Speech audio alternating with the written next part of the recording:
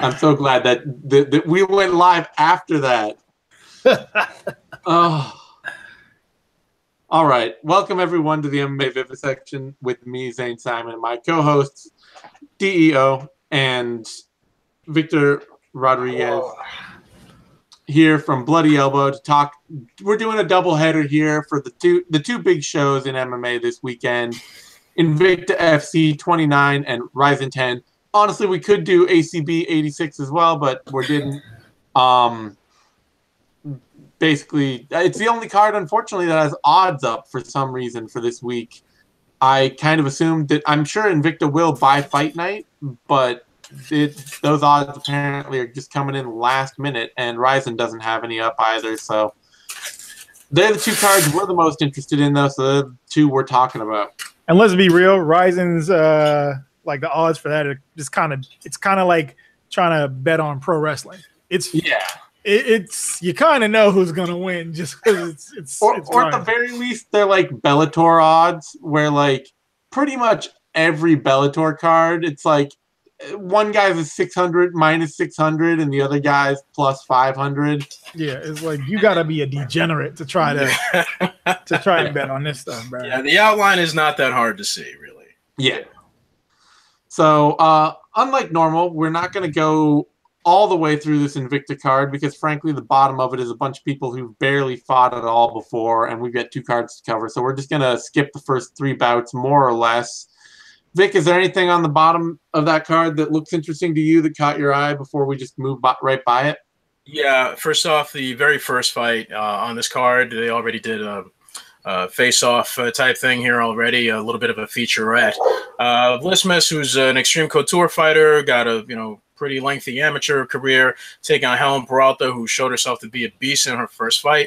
That should be a hell of a lot of fun. Allison Schmidt hits hard as shit, and she's a really crafty takedown specialist with a really good top half guard game, taking on Macy Chiasen, who hits even harder and has a nice, has a smooth uppercut and some really very wily striking. So a lot to look forward to in terms of action here. Somebody might get knocked out. Good. Oh yeah.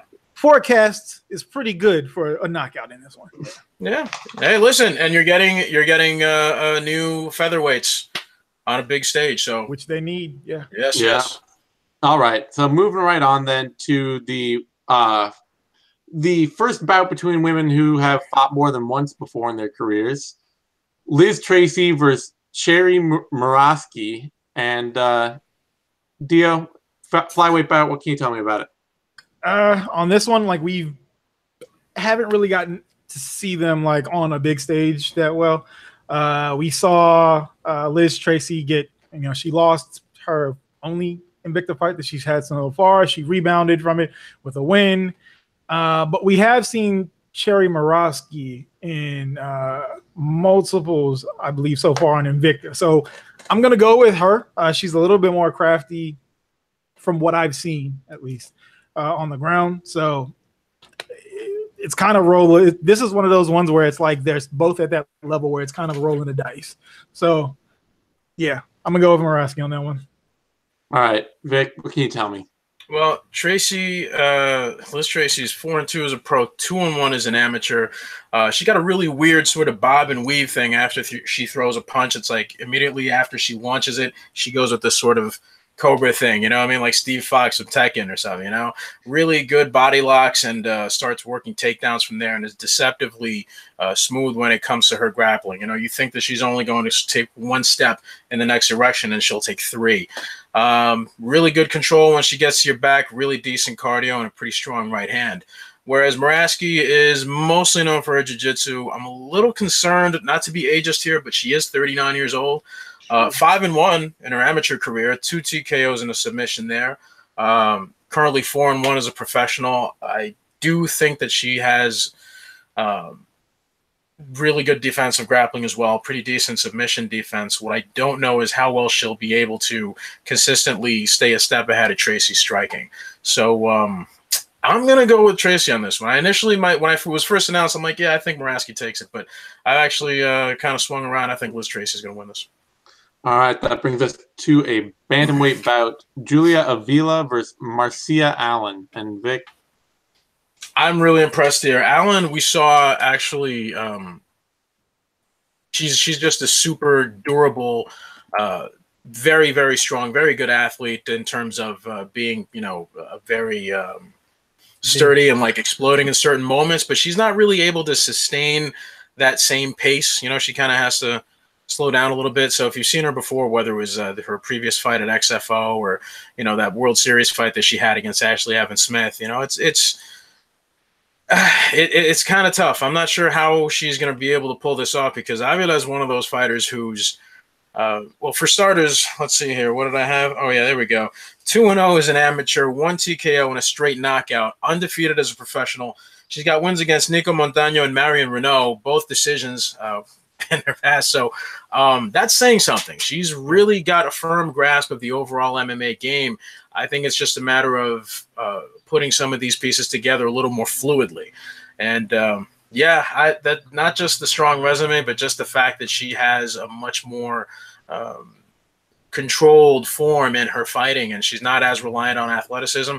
I got to give it to her. So, yeah, I'm going with Avila on this one. I got to agree with Vic on this one. And this is one of the few times where, like, MMA math when it comes to records kind of works. Because if you look at Marcia Allen's record, in the only time that each time that she's lost has been when she goes up against decent competition, right? You look at who she's won against, so like recently especially, have been against journeywomen and, people that just aren't really all that great. Before she lost to Ashley Evans Smith, the fight that she had after that was against somebody that was 0-0-0. So it's like, like when you can't get past the Jessamine Dukes of the world, and the only people that you can get past are the Karina Doms and the Jan Finneys, that's not really all that great. Plus, since she's had like some pretty long layoffs as well, so she hasn't fought since 2016. So just off of that, but also just the simple fact that like Avila is just a better fighter, like being real here. So yeah. All right. Once again, we have no odds for any of this, so I'm just going to keep trucking on through it. And that brings us to a flyweight bout. Pearl Gonzalez versus Barbara Ascioli. And Dio, what do you think?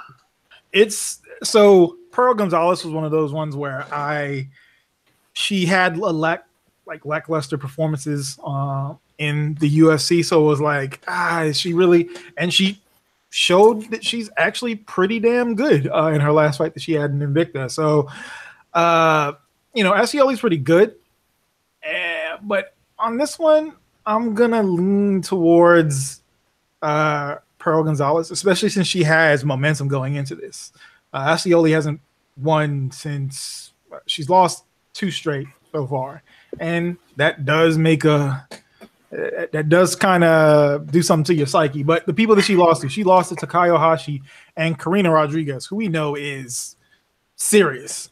So, but even that said, I'm gonna go with Pearl on this one. As long as there's no like weird weight cutting issues or anything like that, that's who I gotta go with. Oh, the weight. Her opponent Gonzalez missed weight, or Ascioli missed weight actually. I think for this. Yeah, this time, yeah, she did miss weight. Gotcha. Then I'm definitely going with Pearl Gonzalez. Yeah, Gonzalez she surprised me with her ground game. I think that's the thing, is that she's still foot slow, but she came out in her last fight and just kind of went right after Callie Robbins, took her down and outworked her on the ground. Yep. Vic, what are your thoughts?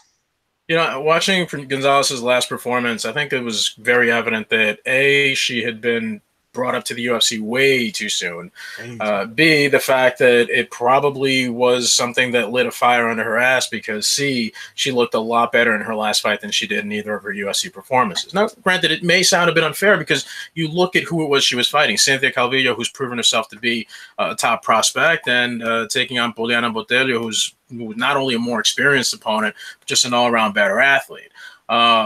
I'm looking at what Gonzalez did, as you guys mentioned, on the ground. I'm looking at how she's able to utilize her range now, dealing with a shorter opponent like Callie Robbins. She's going to be in a similar situation here against Osceola, who seems to falter when it comes to setting up counters and who doesn't really have an efficient takedown game that she can, keep her opponent guessing and be effective with. So that alone gives me a lot of pause, man. I mean, the Hashi fight in Pancrase was a pretty dope fight, but it's still indicative of her shortcomings. It shows where she still needs to improve. It doesn't, I mean, I kind of hope that she's filling out those gaps, but I'm not really feeling it right now. I think that Gonzalez has a little more momentum going on behind her just because of how markedly improved she's been. It's not, it hasn't been night and day, but it's been enough for me to be confident enough to be able to pick her this time around. I'm going with Gonzalez. It's very similar to Angela Hill, where she got put in way, way, way too early. Like, yes, she looked good in her Ami fights, and she was a KO machine, like when she was kickboxing, but like that doesn't translate when you've never really faced, grapplers, like grapple heavy. So the simple fact that a lot of times, yes, you go into the UFC, you wash out, but you've gotten that taste of how good you need to be. So you very quickly, a lot of times people will get better very fast. Yeah, Pro Gonzalez too. Like her opponents up before she got to the UFC: 2-3, 2-0, 0-2, 0-1, 1-0, 1-1, 2-1. Yeah, and like she just hadn't fought anybody nearly as experienced as Cynthia Calvillo, who was 4-0 at the time. Like, right, and nobody that good, even that good. So it was a big step for her. Yeah, I can easily see her going back to the UFC at some point. I mean, it's not entirely like, it's not out of the question. All right, that brings us to our co-main event for Invicta. Pani Kianzad, Bianca Demoni, bantamweight fight. And let's see, is this Vic? Yes. Is it? I don't know. You tell me. Vic, you talk about it. Yeah, man. This one worries me a lot, man. Look, I'm just gonna read off the numbers of the record that Daimoni has. Okay, these are the opponents she's faced at the time she faced them: 0-0, 1-1, 8-5, 0-0, 5-2. Those are the wins that she has. Okay, she does have a loss against Silvana Gomez Juarez, who we saw in KSW not too long ago, giving Ariane Lipsky of all people a hell of a run that none of us expected. I don't know if this is definitively where her ceiling is, but it's not looking that great when you have that kind of opposition on the Brazilian circuit. Yeah. And the moment you step into like a jungle fight or something like that, or like XFC, as she did in this case, it's one thing when you're doing it with these smaller organizations, but when you get to like the better Brazilian crews and you start faltering there, I really got to wonder what that's going to do against somebody who's training in the environment that Kianzad is, who's traveling all these different places, and who still seems like, even though she's having some growing pains, isn't quite at her potential. So yeah, I got to go with Kianzad on this, man. All right. Dia? Yeah, Vic said it all. Like, this is, in the pro wrestling world, we call this a squash match. Well, the thing is, it's a weird one because it doesn't look like a squash match until you just scratch a little bit past the surface. You go, I see. Like because when you just look at, if you just look at the numbers, it's like, oh, they're on the same level. Like, Bianca Daimoni has not faced even like. She hasn't even faced the worst kind of opponent. Like, you take the worst opponent that Kianzad's probably faced, and that's still probably better than what she's faced thus far. So, like, yes, Kianzad has lost the past 3, but that's Tanya Evinger, Raquel Paolucci, and Sarah Kaufman. Like, she's only lost to like the great people. So it's gonna suck for Daimoni. Like, I expect her to run through her on this one. All right. That brings us to our main event. Sarah Kaufman, Katharina Ledner, and Dia, tell me. On this one, so Sarah Kaufman has been around since forever. Yeah, since Obama was probably since Bush was president. Yo, and she started like 06 or something. Yeah. So her first fight was Fuck in me running. Look 2006. Yes. Yeah. So she's been around forever. The only people that she's lost to: Marloes Coenen, Ronda Rousey, Alexis Davis, Valentina Shevchenko. That's it. Like, you only lost to champions, and so champions, contenders, and like people that were like super special. Champions, contenders, and Alexis Davis. Alexis Davis is a specialist though. Like, well, yeah, she also beat Alexis Davis like 3 times. Right, yeah. Like, you know, and eventually you're going to get caught once or twice, but it's like... Listen, 2 out of 3 is like, I mean, against a really one of the best grapplers at that time. Yeah, exactly. You know, and then against the rest of the losses being against like the elite. It's kind of hard to like even... Yeah, I cannot pick against her. She's only lost to the greatest of the great. That's not to say... that Katharina Leonard is not good. She has showed us great promise. She's undefeated, but like, I just can't pick against, you know, Sarah Kaufman on this one. Like, it's the MMA math brain in me is just saying, don't do it. So even if the breakdowns say otherwise, like I'm still gonna go Kaufman just off sheer experience here. Like, she can either strike with her or she can ground her and just tire her out. Like, she can. That's the thing. Sarah Kaufman is either good or great at a bunch of different aspects of the game. And unless you are either, like you said, Alexis Davis, a specialist, or somebody that can shut her lights out like that, I just don't see it happening.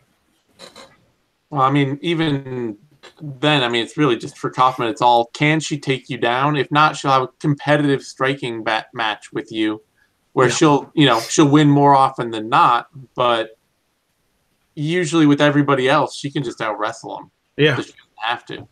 Because she is like deceptively strong for her size is the other thing. Like, if she gets a hold of you, it's, I don't want to say it's game over, but you're on a bad disadvantage at that point. A real bad disadvantage. All right, Vic, who are you picking? You picking the upset? I just want to say 2 things about what Dio just said here. Number one, I just realized his shirt, it was Jake the Snake Roberts, and it's even more awesome than I thought it was, so big ups to you for that. And number 2, you just reminded me of one of my Islander-ass uncles, like, Dennis Rodman is a Hall of Famer. That's it. You're like, period. I guess I don't want to hear anything else. But, you know, you do make the most compelling points. It's like, when you face... You know, like, clearly her ceiling is also way higher than what we see in Laner. It's not entirely fair since Laner started, you know, fairly recently, and you know she's coming from a place or a region where the infrastructure is very different and you know much less even. So yeah, I mean, we've seen some great stuff from Laner. I don't think she's going to win. I do hope that she does well. I think there's a lot of promise for her, even if she doesn't end up getting the title here in Invicta. But I do think that we can see some really great performances, and she really has a lot of upside. The problem is that, I mean, Kaufman's wrestling.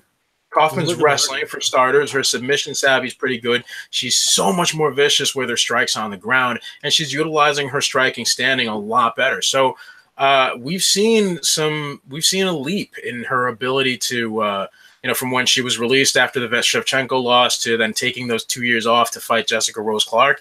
Like, we're seeing that there. There's that, much like we said with Pro Gonzalez. You know, like you see that there was a marked improvement. Well, man, this should be great. I really have a lot of expectations for this to be not just violent, but somewhat like get a little out of hand and be kind of competitive, but not for very long because, you know, just Kaufman has shown herself to be a veteran that doesn't show any signs of slowing down. 2 things. So, 1, have you seen the size of Sarah Kaufman's back? It's fucking massive. And it's a lot of muscle.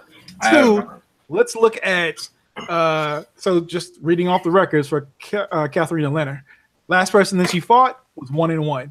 Before that, 4-1, 2-1, 8-4, 1-0, 0-0, 2-2. Even that 8-4 is not, I'm not saying it's suspect, but it's like, yeah, it's 8-4 in the European circuit. Like, it's such a mixed bag. Right. You know what I mean? It's not like you're fighting an 8-4 Marion Renault.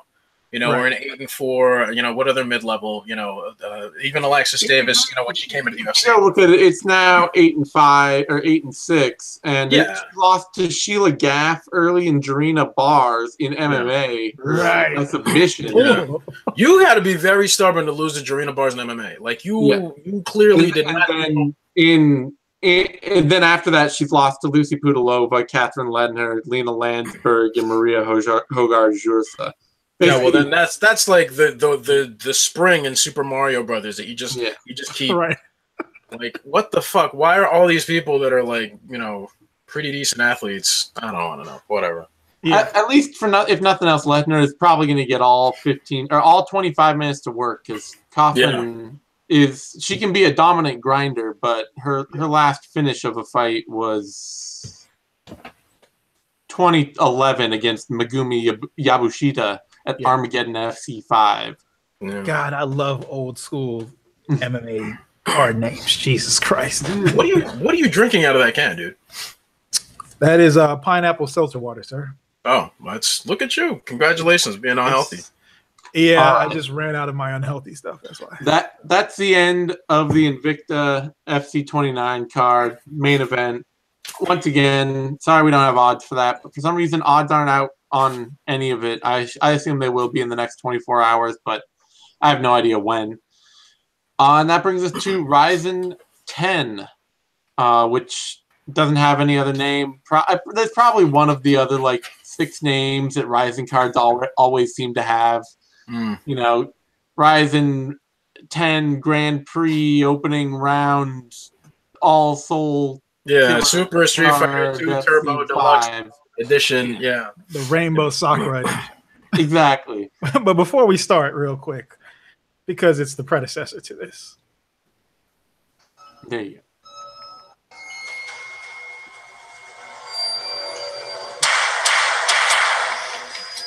Because we gotta play Pride FC. It's, you know. I'm looking forward to what's his name with the big diaper and the butt cheeks hanging out, whacking that drum again, man. That's some symbolic shit right there. Sakakibara. Yeah, well, yeah, I guess.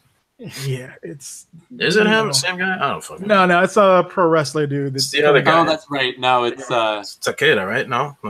I can't remember his last name though for some reason. What the fuck is it? Who cares? Oh well, this shit is gonna be fun. Yes. No, it's not Inoki. No. Inoki's in his 70s. No, he's I know he's doing. He did the Bombay thing. Yeah, and 90% of his body is chin at this point. So yeah, that's true. All 6'8" of him. Anyway, our Pride Rebirth organization, RIZIN, is coming back over the weekend in that technically on Sunday, but being broadcast like middle of the night over Saturday into Sunday morning. Yeah. Looks like Sunday, 12:30 a.m. Eastern Sunday start. I won't be there. So I'll watch it later on that day. That's 9:30 p.m. my time. I might catch the first half of it. 10:30 p.m. I might catch the first half of it, but there's no way I'm staying up for the whole thing. I'll tell you what, though. I'll say it again. I am so jealous of you West Coast motherfuckers in your sports schedule. Yeah. Wow. What a difference, man. I didn't believe it, but now it's like, oh, they're right. West Coast very well may be the best coast. This being up until 3 o'clock in the morning, 2 o'clock in the morning, and watching UFC. No. That shit is old hat, fam. It's for the birds, bro. No, ma'am. All right. So they're coming back with a big combination kickboxing and MMA card. Let me check on their wiki because I don't think any of it is part of a tournament. No, none of this is tournament at all. None of this has been part of that, has anything to do with the tournament yet. Okay. I think their next one, I don't remember which one, not Crow Cop. They're going to have somebody else with tournament implications, I think, for the next one. Yeah, 11, let's see. They don't have a card up for it yet, but anyway. Yeah, it's like September, I think. Yeah. Or is it July? Because I know they're going in July. Oh, July. No, you're right. It might be July. All right. Anyway, RIZIN 10. as always with RIZIN cards, I don't really. It's almost kind of hard to even just go through them from the bottom up. I mean, I guess it has a main event, but they don't otherwise like. There's a main and co-main, and then just a bunch of random shit. Yeah. There is no rhyme or reason to how this shit is stacked. It's like you've got like for instance, Kai Asakura and Mount Alkapi should be way further up the card than where it is, and it's just like. Yeah, but that's like you see that a lot in Japanese cards too. I mean, like when you watch any of these deeper Pancrase cards, like it's 17 fights, but like number 5 is a strawweight championship, or like you know, and you're like, wait, how did that? It just the pacing and the way they do things is different. Maybe they do as some American organizations where they cordon off that as if they were prelims and sell that in a later programming block, you know, sort of like make more money off the TV rights. Well, probably for this, like the Asakura Kape is probably the last fight before the intermission, and then they come back and that, like I can see that. Yeah. Post intermission, like a new card, basically. Yeah, I can see that. That's actually a more reasonable explanation. All right, so opening up, we're not going to talk much about the kickboxing bouts, but opened up the kickboxing bout, Hironori Kurogi versus Tomohiro Kitai. Either you guys know anything about these two? No. Okay. And I think I've seen Kitai via GIF on Twitter, but that's about it. Yeah. And then a 119-pound bout, just because Japan, I guess. I don't know if it's a catch weight or if it's... I blame the metric system, but yeah, sure. Yeah. a modified strawweight bout between Kanako Murata and Lanciana Green. And Vic, you know anything about this fight? Yeah. Okay. So here's what happened. She was Murata was supposed to take on Weili Zhang, who's the Chinese like super vicious Viper girl who just loves elbowing people and pressing forward. Lanciana Green, who we saw on The Ultimate Fighter as a contestant not too long ago, I believe she's still with Jackson Winklejohn. Very much a kickboxing first type fighter. And, you know, her ground game is not bad, but it's going to spell a lot of trouble here that she's not that great to take on someone like Kanako Murata, who is a stockier type of wrestler. Very, very, very dynamic in her transitions and her movement. She stays on an opponent like flypaper and keeps punching them in the face. I'm not sure how Green's going to be able to pull this off. This is a really, really strange one to me, but I got to go with Murata on this. Yeah, Dio, you got a pick? No, same one. I got to go with Murata on this one. Like, Lanciana Green is still, because I believe we saw her on Tough, is kind of where we would. So, from what I saw there, and from what I've seen from Kanako Murata, it's just not there's levels to this shit. Like, and Murata is far above in her specialty than Lanciana is in anything. Now, what I will say though is, if Weili Zhang had not injured herself, she would have beat the shit out of Murata. I don't know about that. I think it would be a much more fun fight and definitely much more even. If she had a way to stay on the feet, she would have beat the shit out of Murata. I don't know. Good luck with that. I don't know, dude. Murata's fought better grapplers than her, so we'll see. But well, I guess we won't see. No, well, hopefully she'll be back soon because Weili Zhang is 16-1 coming off the Kunlun circuit, which credit to them, like for a lot of, despite the fact that they, you get some like setup action fights and there's some major gaps in the MMA metagame coming out of China and Kunlun. Oh yeah, they have shown the ability to produce some actually good talent that can go compete elsewhere in the world. Like they're getting some, you get some good well-rounded or some good specialists who have just enough other parts of their game to like. It's a strength of schedule, right? Like it's a strength of schedule. Like the fact that they can put on cards like damn near every month almost. Yep. Like that'll make you evolve real quick.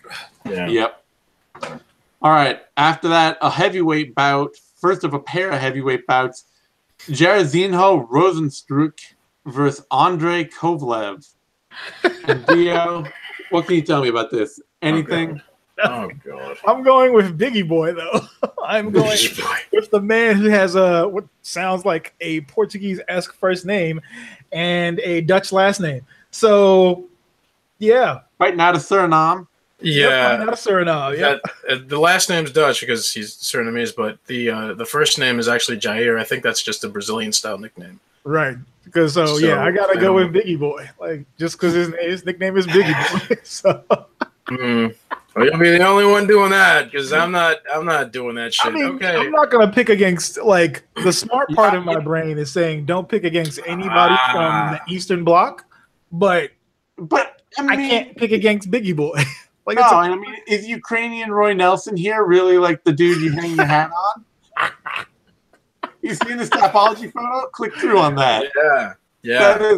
That is pure Ukrainian Roy Nelson there. Oh God, it's like if Roy Nelson and Carlos Condit had a baby. Really? I was seeing more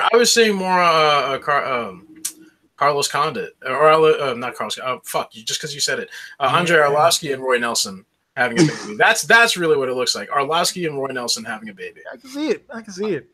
Yeah. All right. Anyway, Vic, who you picking? Fuck. I'm gonna go with Kovalev. I mean, look at who the guys that this other dude's been beating. You know, he beat the same guy that he beat in his pro debut the second time around. Both times he, sent him to the line of winning ghost. A Ukrainian though, dude, that gives him the nationalistic edge. I bet Kovalev there hasn't beaten any dudes from Suriname. How can I possibly compete with this superior logic? It is impossible. Besides, hey, did you guys find any footage on him? Go ahead. Yeah, exactly. That alone tells me, like, yeah, he's knocking motherfuckers out, but it's kind of like Bisping's early fights where Bisping had us. If you go back and look at Bisping's record, he's got a stretch of like 6 or 7 just straight up knockouts. Yep. No footage anywhere. Nope. Yeah, just like Jason Reinhardt, like you go, that's a deep cut. You're welcome. Reinhardt. Yeah, that's right. If you want a good laugh, go and look up Jason Reinhardt on YouTube about the story about him getting crabs. I will. Don't do that. That came out of nowhere, bro. What the fuck? I will say actually though, the Ukrainian MMA scene that Kovalev is coming off of, it's pretty bush league. Like that shit. Like you remember Oplot Challenge? Oh yeah. Yikes. Yeah. Okay. That's what we're talking about here. Take it back. Nope. Take it back, Vic. Take it back. Anybody ever heard of MMA Pro Ukraine? Because that's what this dude's fighting out of. Vic, you're muted. We can't hear you. There we go. I did come across that organization once a while ago, looking at some Russian fights a while back, but that's me doing research. Like, if you know what the fuck that is, that's, yeah. Anyway, you're picking Kovalev, right? Oh, God, I have to. Fuck. Okay. Biggie boy. Despite Rosenstruck's obvious Ukrainian beating advantage. Yeah, he's got like an ancient pendant handed down from his ancestors. Like, this is what you will use to defeat the Northern Bear. Yeah. Fuck you. No, man. Come on. Night Watch shit right there. Hey, that's still to this day one of the best, worst movies ever. Also, because it has probably some of the best makeup effects. Still, period. Mm-hmm. Like it stacks up against shit that came out last week. All right. We're not getting into movie talk because we got a show to do. But after heavyweight bout next again, a guy who I always want to pronounce his name, Auntie Delilah. I mean, it might actually be pronounced that way. It's at least Auntie Delilah. Against Ricardo Preisel, heavyweight bout. So we've got Brazilian Nate Marquardt versus classic pancake mix dude. Wait a minute. But do you see his nickname? Walking Trouble. Walking Trouble? In my country, that is major threat, Walking Trouble. Amazing. Wow. His picture looks it too, like with the eye cocked too. Yeah. Like that's, He's giving you the people's eyebrow, letting you fucking know, like, yo, it was good. All right, Vic, who are you picking? Does this cat have a third nipple? What's going on in that fucking photo? It looks. I totally want to roast them for that. Okay, let's get back to this before we talk about Hershey's Kisses.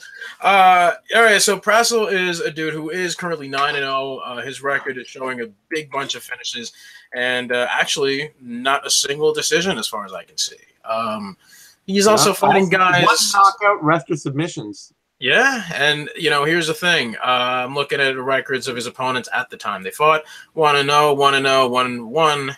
And the last guy he fought was 7-2 in RIZIN FC. Now, Edison Lopez, pretty okay.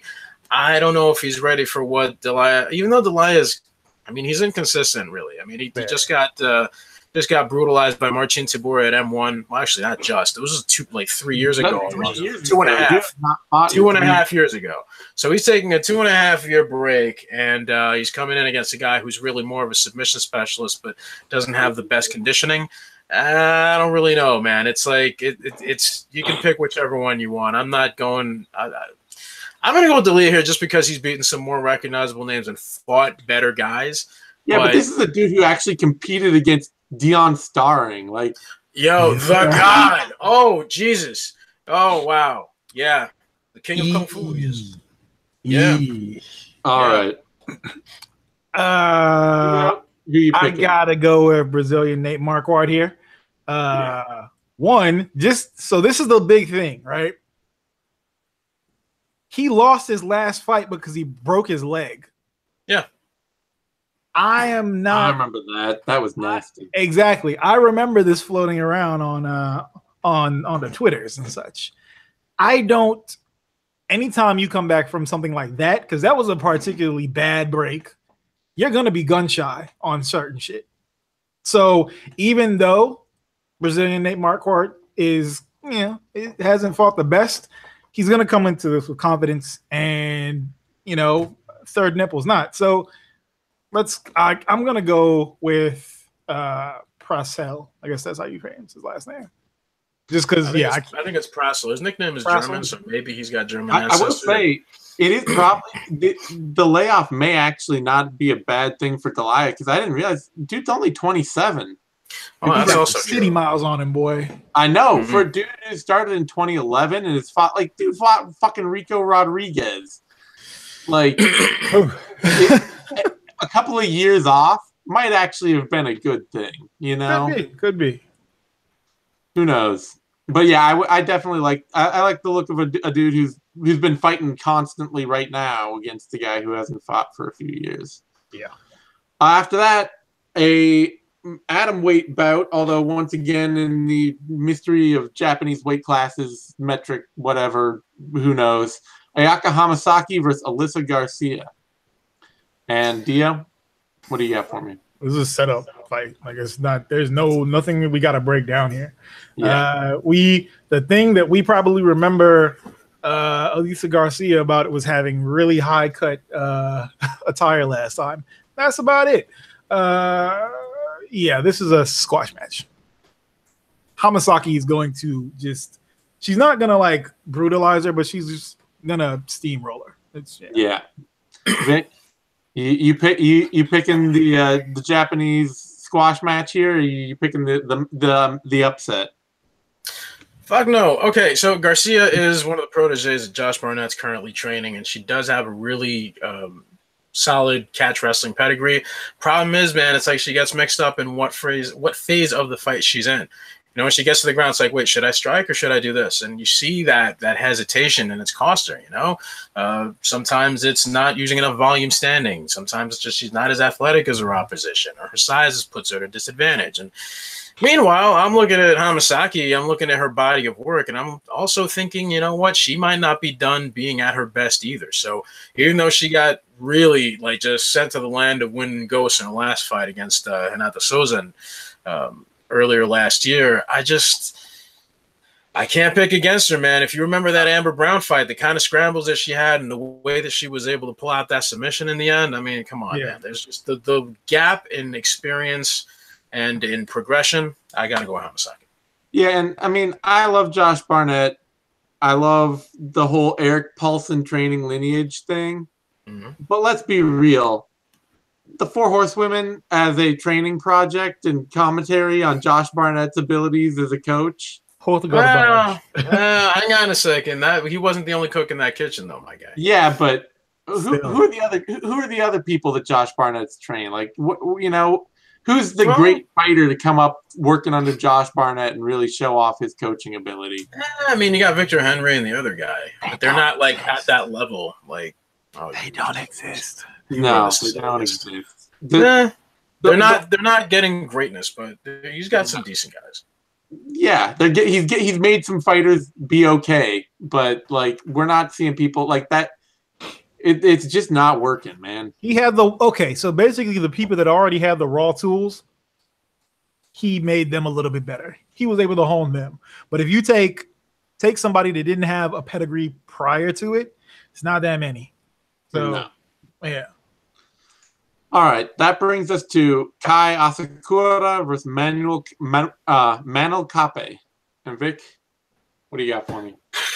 This one really hurts, man, because, I mean, I've seen Asakura do some pretty amazing things. He's got that wild leaping left hook, man. He's got that just laser focus, and he's able to send some really good shots down the middle. Very deceptive with his hand speed. I just don't know. Cap is just such a great all-around striker and athlete, and he's able to surprise guys by closing the distance super fast, similar to Tyron Woodley, but just really, start mixing things up, going to the body, working a takedown, staying on top, and really making things difficult for his opponent. So I guess, I mean, good luck getting Asakura down, but I don't know, man. I'm going to have to go with Kape on this one. He seems like he's probably the more durable of the two, and he's probably going to land the harder shots. All right, DM, what about you? This one hurts too because I try to not pick against men that have pink hair, and Asakura currently has pink hair. It's I'm going against this now. I gotta go with Kape. I gotta go with Kape. Trade on his behalf. Like I gotta go with Kape just because like the trash talk's gonna be fun. Oh yeah, before it as well. It's sensational. I love it. And like just the explosiveness, like. Asakura is not like crazy hittable, but he's hittable in a way that someone like Kape can capitalize on. And yeah, I just got to go with somebody that's better all around in other aspects of the game and that had that kind of explosive athleticism to be the stereotype. But yeah, got to go with Kape on this one. Yeah, he's also, I mean, it is worth noting that Asakura's best MMA win is Haley Alateng, who, is a random fighter off that Chinese circuit who's been kicking around Kunlun and Road FC. Yeah. And otherwise, most of his fights, I mean, he beat Kizaman Saiga, but that's more notable as that'd be more notable if he beat him in a kickboxing bout than right. Yeah, I mean, he's got some moments where he's looked so good. Like he's probably better than his record indicates, at least from looking at that. But I don't know. Strength of opposition is a weird one. All right, brings us to another kickboxing fight. Issei Ishii versus Daishin Sakai, and Ishii is somebody to watch. Otherwise, yeah, it's one of those. I don't know what to tell you. Okay, moving right along. Lightweight bout, Darren Cruikshank, Koshi Matsumoto, and Dio, tell me. So, damn, like how the Detroit superstar has fallen over the years. Like, the last time that we saw him on something that was televised, he got banished to not just the land of wind and ghost. He got banished to the spirit realm against Yusuke Yachi, who was on the card later, I believe. I want to pick Cruikshank on this one, but he has just been so unreliable since getting let go from the UFC. Even in the UFC, he was unreliable. Yeah, but he's fighting a cauliflower ear. Have you seen this dude's photo? Yeah. It's like he's so I'm gonna tentatively pick Cruikshank because Koshi Matsumoto, his strength of schedule, and like this is the thing about Japan, like Japan, it's pretty proven that like MMA math basically works when it comes to a lot of these records that you see on here. When you see somebody that is 15-15, you know exactly why they're 15-15. And when you go down his record, you know, Matsumoto's record is like, okay, he's got a ton of experience, you know, so far. But like as far as like athletic gifts, just natural gifts and things like that go, Cruikshank is far and away better, but like I don't know where his head is at. You know, it's just this is a coin flip for me, and I'm gonna go with Cruikshank because I want him to pull this out.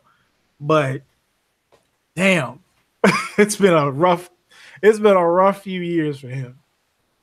All right, Vic, you going with the Detroit superstar? I can't do it. I mean, look, man, I share a lot of the sentiments. I do feel bad, too, because I really loved watching Cruikshank fight in the UFC when he was on. You know, I mean, he was throwing those wild karate kicks and shit, but I don't really know. I'm seeing him take so much damage now and RIZIN. And it's like, I don't know if that's already adding up or what that's going to be, but I'm worried for what's going to happen to him after fighting. As for this particular fight, you know, looking at Koshi Matsumoto, first off, that cauliflower ear is like it's delectable enough that you want to pick at it with a fork. I'm looking at that picture, I'm going like, yeah, there you go. That was delicious. No, it's not.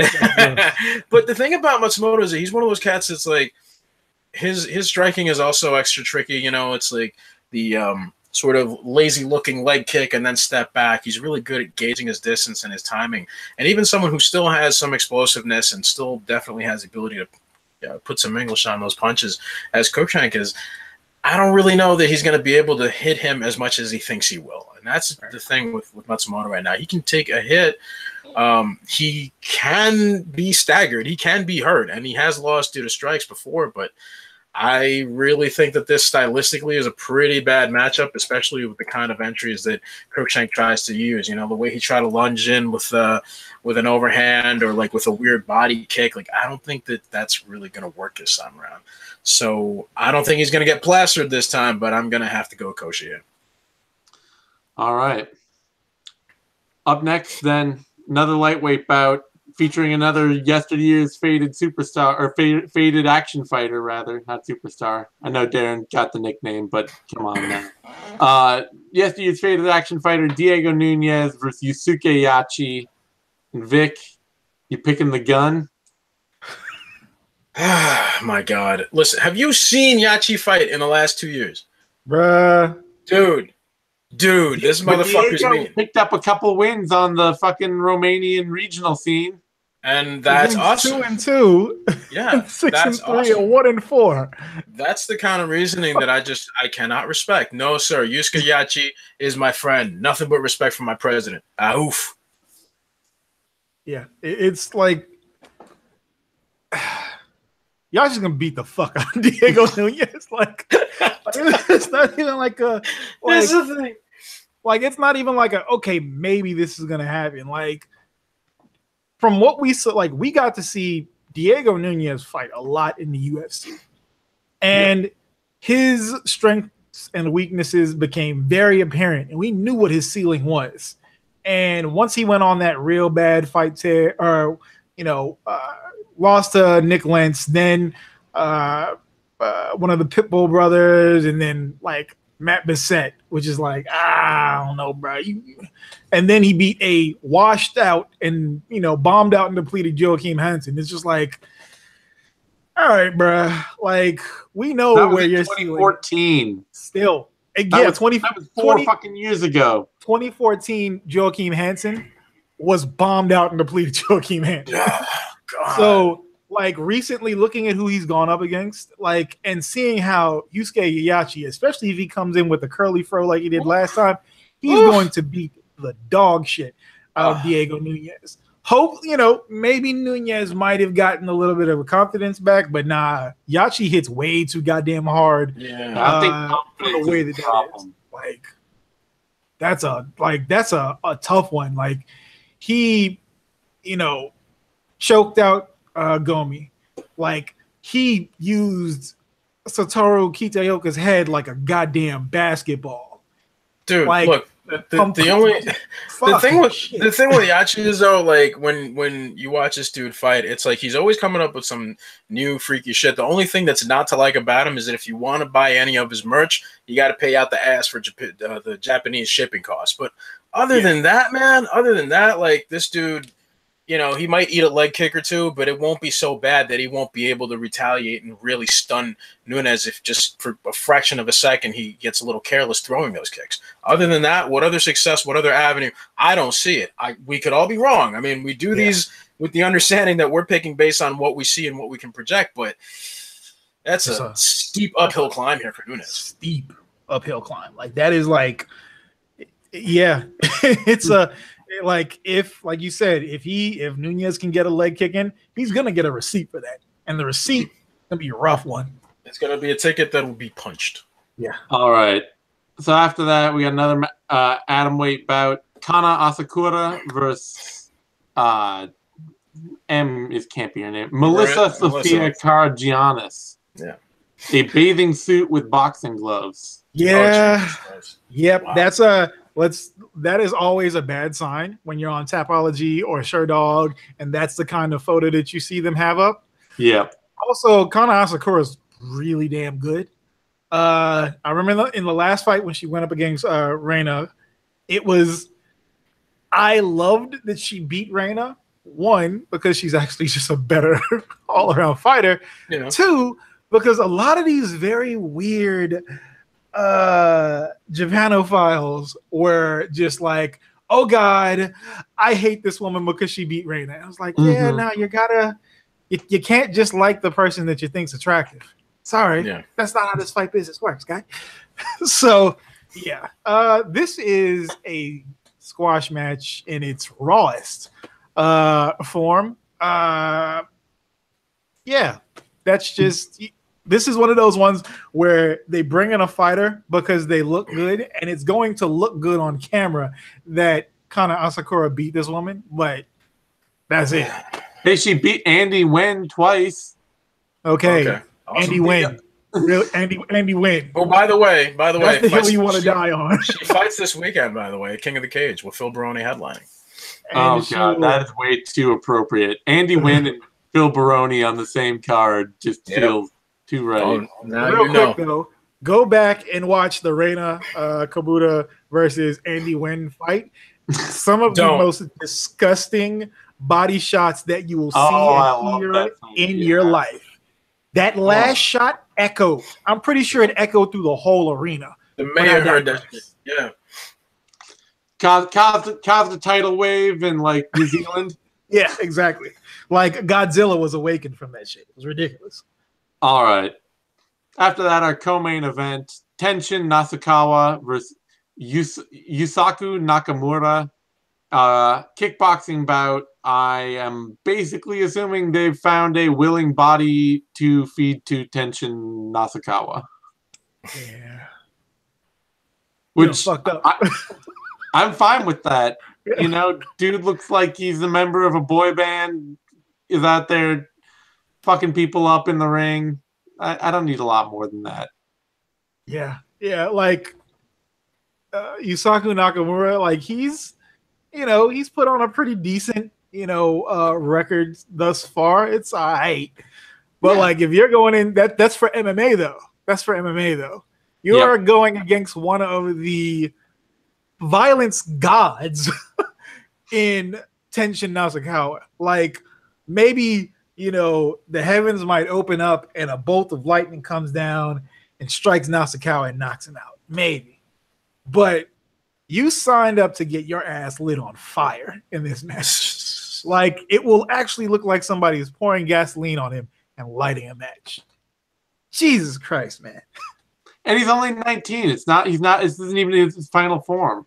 Right. That's the terrifying part. It's not even his final form.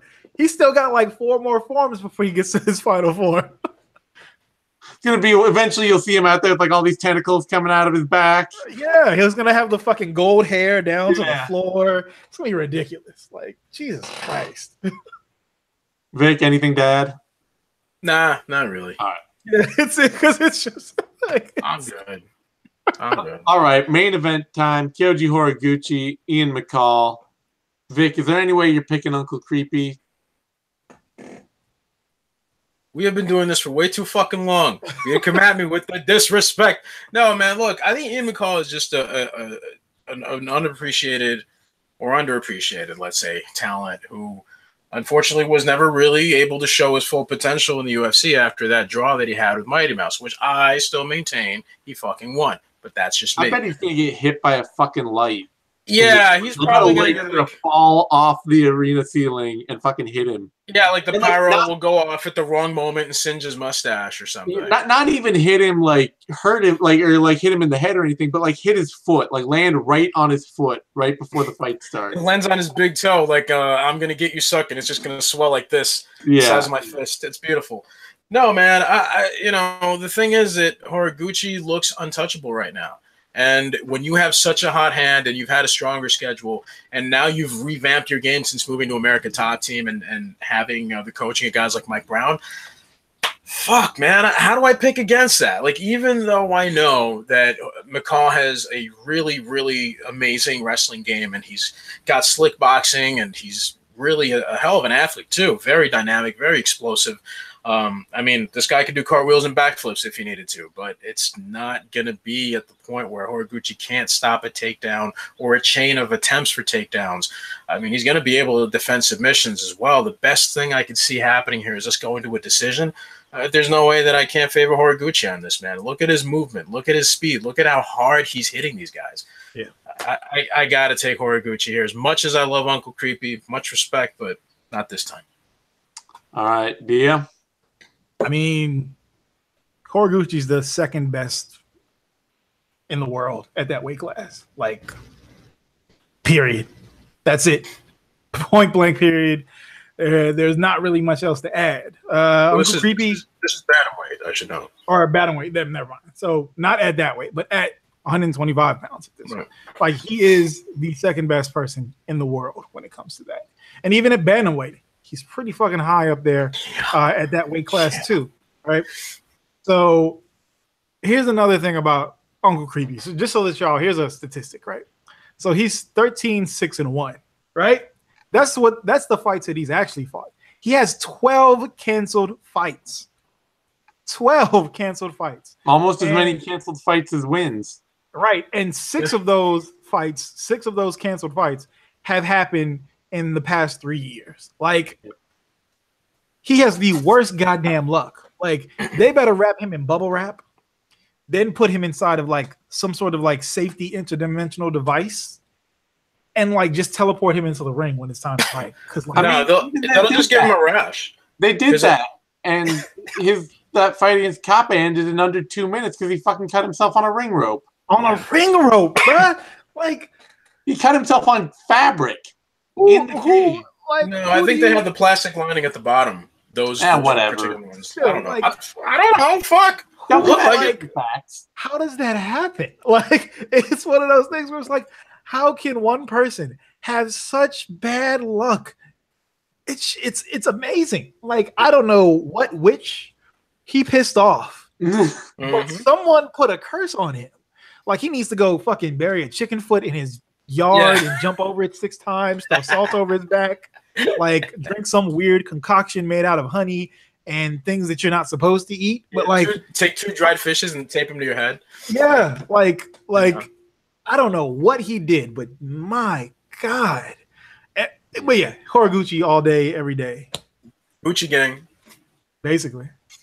All right. On that note, I think we're gonna wrap this up. It should be a fun RIZIN card, honestly, going through it. Like, watch the kickboxing bouts especially. Like, we might not know too much about them, but goddamn, them shits are fun. Well, and I mean, it's the same way as like a really well-booked Bellator card for me, where it's just like, but I know with all the pageantry that comes with RIZIN, which immediately makes it more fun, but it's like, you know, you've got Horiguchi's a huge favorite, Tenshin Nasukawa should be a huge favorite, Kana Asakura should be a big favorite. Yusuke Yache should be a big favorite. And then, you know, you've got a few other competitive bouts sprinkled in, but you have these fights that you expect to be big showcases on a big stage with like the big presentation and all that. And even if that's not like the funnest thing to watch, like if that's all you're gonna do, that's not the best way to have a sport go. Is all you get is that, but it's like an occasional taste, an occasional RIZIN card, one of like 5 a year. I'm happy to watch some stars just showcase some cool shit. Yeah, I'm okay with. I mean, look, having less shows per year obviously does very well for them and provides the opportunities to book the talent that they like more often and that the fans are clamoring for. That's how it works. Yep. All right. Well, on that note, you can follow me on Twitter. You can at DZaneTime. You can find Vic on Twitter at Vic M Rodriguez. You can find Dio on Twitter at I'm Just DEO. And you can find all 3 of us, well, 2 of us, over at Bloody Elbow. I just show up just when it's like some shit where it's like, hey, we need help. Tag me there to start a fight. You're just there to start a fight. That's it. Or finish a fight, maybe more fittingly. And in the meantime, give us a like, thumbs up thing down there on the video. Subscribe to our YouTube channel, MMANation.com, DOTCOM. To get all the latest Bloody Elbow shows, news, videos, all that stuff we do. We'll be back next week for UFC 224. I'll have Vivisection. We'll have Care Don't Care, If I Did It, Heavy Hands, all our normal shows. So stay tuned for all that. Thanks everyone for tuning in, and we'll see you next time.